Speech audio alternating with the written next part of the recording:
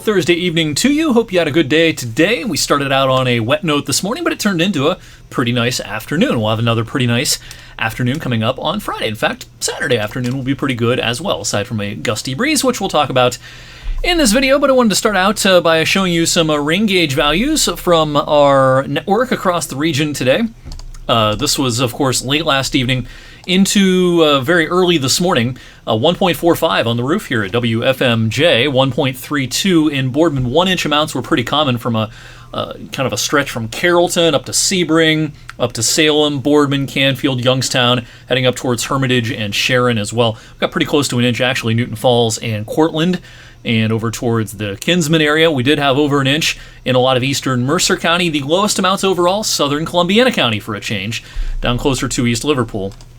A little over a half an inch down there. At the Youngstown Ward Airport, a total of 0.93, 0.06 before midnight last night, 0.87 since midnight. Not enough to wipe out our deficit completely. We've been running a rainfall deficit, of course, with a lot of dry weather in many of our northern areas so far this October. We're still almost a half an inch behind schedule, despite the pretty good drink of water over the last 24 hours. All right, a little slice of nice for a lot of the afternoon today, but an upper-level trough is pushing through the region as we go deeper into the evening, and this could produce a random sprinkle or a shower. The air is pretty dry and low levels, so a lot of this won't reach the ground, but might you see a sprinkle or a shower before the evening is through? Yeah, that's a possibility. Look at all the areas that are covered by fire weather or red flag warnings from the lower Ohio River Valley back through parts of the Missouri Valley and heading up into the Plain States. Tomorrow is going to be a breezy, if not windy day. The relative humidity values quite low, and it's been pretty dry.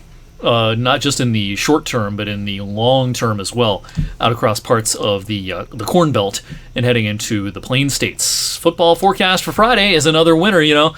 Are we going to make it through a whole season without much of anything happening on Fridays? Now, we had a couple of showers in the area last Friday, but a lot of us have been completely dry every single Friday evening since late August, and everyone's going to be dry tomorrow evening under a mostly clear sky. Temperatures bottoming out in the mid-40s. That'll be about as cool as it gets tomorrow night. Temperatures will actually start to rise some as we head past midnight and into Saturday morning. A brief warming trend because a cold front is heading our way as we kick off the weekend. So after a breezy and nice Friday afternoon, cold front heads our way Saturday. Might be a stray sprinkle or a shower early. We've removed any rain chances from the afternoon and evening forecast on Saturday. In fact, it'll turn mostly sunny, but it'll be a blustery afternoon.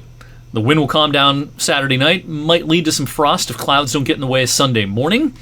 Mostly sunny will be the call for a lot of the day on Sunday. And it will be another rather cool day, but not bad at all. So our Penguin game day forecast, homecoming weekend at YSU.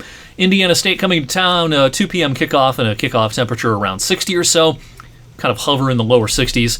A gusty wind out of the west, 10 to 20, but an occasional gust to 30 will be a possibility for Saturday afternoon. Temperature-wise this weekend, after a high of 62 Saturday, it's back to the mid-30s, and again, patchy frost could form if it goes completely calm Saturday night, and if some high-level clouds don't thicken up too much by Sunday morning. Sunday afternoon, still below average, but hey, this is October, and if you want to run some errands on Sunday, maybe go pick out that pumpkin, whatever you're going to do.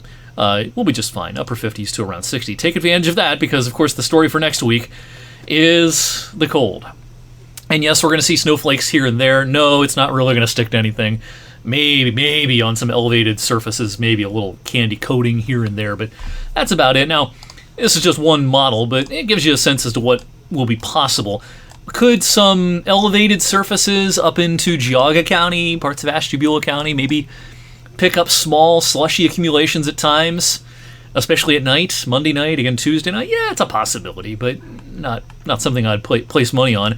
Some small dustings, accumulations on those elevated surfaces will also be possible in the higher terrain across northern Pennsylvania, heading down the Laurel Highlands and into the higher terrain in West Virginia as well. But for the vast majority of the area, this will just be conversational snowflakes that won't be very impactful, other than just kind of putting a lot of us anyway, in a crummy mood, because, you know, we're not quite ready for this. Most of us aren't anyway. But whether we like it or not, winter's coming, and so is my winter forecast, a little over a month away on November the 17th, and we'll continue to kind of talk about aspects of the winter forecast this season. For the third winter in a row, La Nina is something that will be a big factor for this winter. La Nina is dealing with a stripe of water in the equatorial Pacific Ocean, specifically from northeast of Australia all the way across to the west coast of South America. When the trade winds are especially strong, that causes upwelling. In other words, colder water from underneath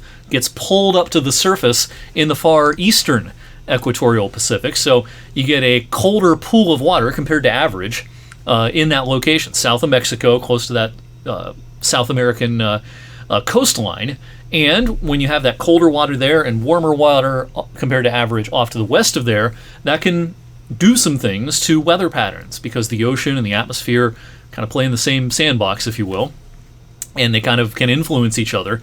And so La Nina, or the opposite phase, El Nino, can certainly have some impacts on wintertime weather patterns across North America. Now, not every El Nino or La Nina is the same. There is some variation, but when you average them all out, an average La Nina, the precipitation map tends to look like this, with wet conditions compared to average in the Pacific Northwest and across parts of the Midwest, maybe the Ohio Valley, but it tends to be a pretty dry winter from the Four Corners region through the Gulf Coast, even into parts of the Southeast, including Florida. It tends to be drier than average. Now, again, that's just an average of a lot of La Ninas. Some La Ninas, we don't see a pattern or a map that looks like this at all. But when you average them all together, this is kind of what you get. Will this year be kind of like that average, or will it be more of an outlier? That remains to be seen. We got a lot to look at between now and November 17th, so I hope you'll circle that date on your calendar and be sure and tune in to 21 News at 5, 6, and 11, and to my online presentation of the winter forecast coming up in just a little over a month. In the meantime, thanks for watching tonight's weather for Weather Geeks. As a reminder, no Geeks on Fridays during high school football season, but I'll be back with you on Monday. Have a great Friday and a great weekend.